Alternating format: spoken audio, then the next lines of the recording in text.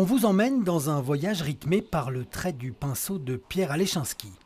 Une carrière longue de plus de 70 ans avec en toile de fond une insatisfaction éternelle. En témoigne cette œuvre, travaillée et retravaillée sur 17 ans. Première partie de son travail, 88.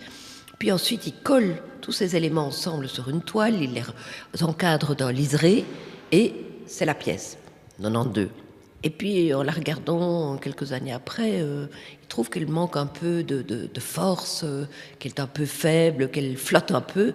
Et donc, il rajoute toute la partie du dessous, qui est une manière de faire très, très fréquente chez lui, puisque ce sont comme des cases en noir et blanc qui viennent compléter la narration. Ce dessin date de 1946. Le jeune Pierre est alors étudiant à la Cambre. Lors d'un exercice avec un modèle féminin, il sort naturellement son pinceau et de l'encre. Et le prof se rapproche de lui en disant « Écoutez monsieur, pas de ça ici, on n'utilise pas de pinceau et d'encre en première année ou en deuxième année. Un crayon, mine dure, sans relever le crayon, vous faites ça tout d'un trait, d'un seul. » Et bon, à l'époque, obéissant, il retire son pinceau et dit « Qu'est-ce que j'ai perdu comme temps ?» Parce qu'en fait, tout est là dans cette petite œuvre, c'est un petit dessin de rien du tout, mais tout est là, c'est-à-dire cette espèce de trait qui est proche de l'écriture, mais de l'image, qui est fait avec un pinceau et un peu d'encre, rien de rien.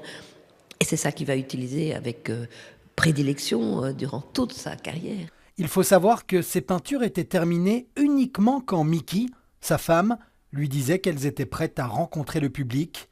Elle est décédée il y a moins d'1 an. L'œuvre était terminée, mais n'avait pas encore de titre. Et comme elle est décédée très vite après, il l'a appelée comme elle partait. Et le sujet rencontre parfaitement le titre, puisque c'est une sorte de volute, une ligne sinusoïde qui monte, qui descend, qui monte, et hop, qui s'échappe en haut du tableau et qui part vers d'autres cieux, d'autres contrées inconnues.